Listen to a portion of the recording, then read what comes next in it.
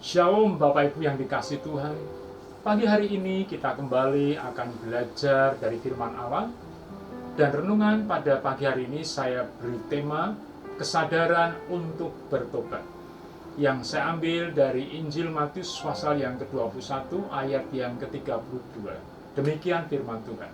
Sebab Yohanes datang untuk menunjukkan jalan kebenaran kepadamu, dan kamu tidak percaya kepadanya.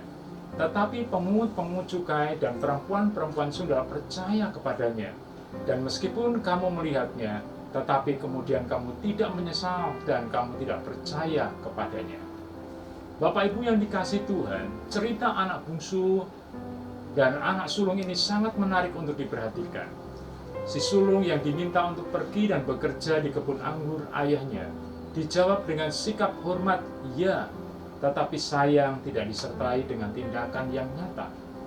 Berbeda dengan si bungsu yang juga diperintahkan untuk pergi dan bekerja di kebun anggur ayahnya, tetapi dijawab dengan tidak mau, tanpa alasan yang jelas.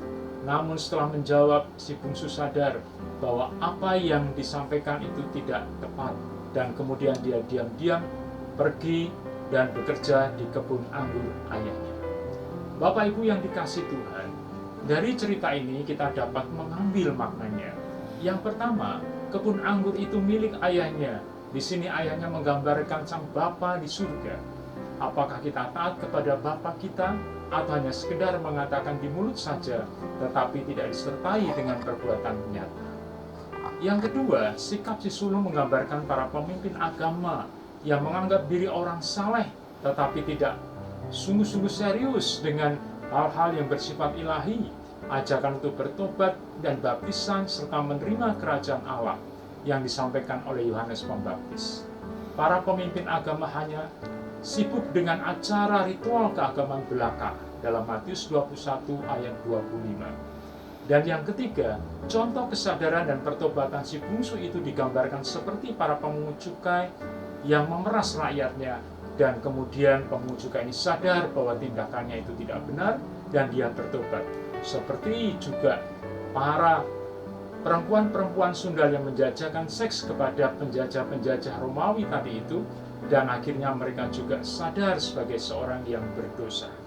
Bapak Ibu yang dikasihi Tuhan, dari kisah ini kita dapat belajar.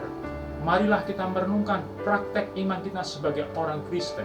Apakah kita hanya beribadah sebagai formalitas dan rutinitas saja karena kita orang Kristen dan punya KTP Kristen?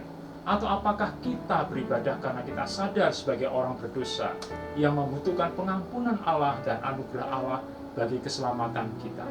Marilah kita belajar mempraktekkan iman keagamaan kita di tengah-tengah masyarakat kita.